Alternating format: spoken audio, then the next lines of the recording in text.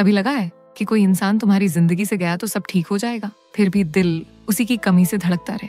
Joel बैरिश एक सीधा सादा, थोड़ा शर्मीला लड़का। उसकी जिंदगी हर दिन एक जैसी, ना कोई रंग ना कोई जोश। एक दिन अचानक वो ऑफिस नहीं जाता, ट्रेन पकड़ता है, समंदर किनारे पहुंचता है और वहीं उसे मिलती है क्लेमेंटाइन। क्लेमेंटाइन बिल्कुल जोएल से उलट, तेज, बातूनी, अनप्रेडिक्टेबल, हर हफ्ते बालों का रंग बदलने वाली। ट्रेन में बैठते ही वो जोएल से बोल पड़ती है, कहीं हम पहले मिल चुके हैं? जोएल हंसता है, थोड़ा अजीब लगता है, फिर भी अच्छा। दोनों बातें करते हैं, हंसते हैं, करीब आते हैं। जोएल को लगता है पता नहीं क्यों, पर इससे बात करके सब हल्का सा लग रहा है। कुछ दिनों बाद क्लेमेंटाइन जोएल को बुलाती है, चार्ल्स नदी चलो, जहाँ बर्फ जमी हो और आसमान के नीचे हनीमून हो। जोएल डरता है पर हाँ कर देता है। वो दोनों उस जमी हुई नदी पर लेटते हैं, चुपचाप तारे देखते हैं और वहीं जोएल को क्लेमेंटाइन से प्यार हो जाता है। लेकिन वक्त बीतता है और जैसे हर इंटेंस प्यार में होता है, ये रिश्ता भी टूटने लगता है। छोटी छोटी बातों पर झगड़े। जोएल शांत रहता है,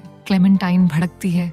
एक रात क्लेमेंटाइन चिल्लाकर घर से चली जाती है। जोएल दुखी होता है, उसे लगता है शायद उसे सब ठीक करना चाहिए। लेकिन जब वो क्लेमेंटाइन से मिलने जाता है, पर क्लेमेंटाइन उसे पहचानने से इनकार कर देती है। वो उसे देखकर कहती है, सॉरी हम कभी मिले ही नहीं। जोएल अंदर तक हिल जाता है। उसे पता चलता है क्लेमेंटाइन ने एक क्लिनिक में जाकर उससे जुड़ी सारी यादें मिटवा दी हैं। जोएल भी वही करता है, वो भी उस क्लिनिक में जाता है, कहता है मुझे भी क्लेमेंटाइन को भूलना है हमेशा के लिए। वो अपनी सारी चीजें, तस्वीरें, डायरी, गिफ्ट्स क्लिनिक को दे देता है। डॉक्टर उसके दिमाग से यादों का नक्शा बनाते हैं और फिर प्रोसीजर शुरू होता है। जोएल को सुला दिया जाता है। जोएल की यादें एक एक करके मिटने लगती हैं। पहले वो झगड़े, फिर वो रातें, वो हंसी, वो सुकून। लेकिन जैसे जैसे पुरानी यादें मिटती हैं, जोएल समझने लगता है क्लेमेंटाइन को भुलाना आसान नहीं। ये तो मेरी जिंदगी की सबसे खूबसूरत चीज थी। रुको, मैं नहीं चाहता कि ये यादें जाएं।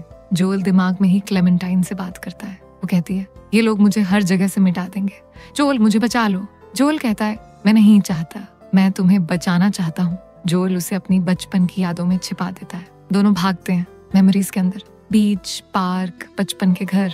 पर मशीन चालू रहती है। अंत में क्लेमेंटाइन की आखिरी याद भी मिटा दी जाती है। जोएल की आंख खुलती है। तारीख है 14 फरवरी। उसे कुछ भी याद नहीं, फिर भी एक बेचैनी है, कुछ अधूरा है, कुछ छूटा हुआ। जोएल वही करता है जो उसका दिल कहता है। वो मॉन्टॉक बीच चला जाता है। वहीं ट्रेन में फिर से क्लेमेंटाइन मिलती है। ना उसे जोएल याद है, ना जोएल को क्लेमेंटाइन। बातें फिर शुरू होती हैं, हम कहीं मिल चुके हैं, पता नहीं, पर कुछ जाना पहचाना सा है। घर लौटते वक्त क्लेमेंटाइन को एक कोरियर मिलता है, एक टिप। उसमें उसकी पुरानी आवाज होती है, जोएल बोरिंग है, मैं उसके साथ नहीं रह सकती। जोएल सुनता है, क्लेमेंटाइन शर्माती है, रोने लगती है। वो कहती है शायद फिर से सब गलत हो जाएगा।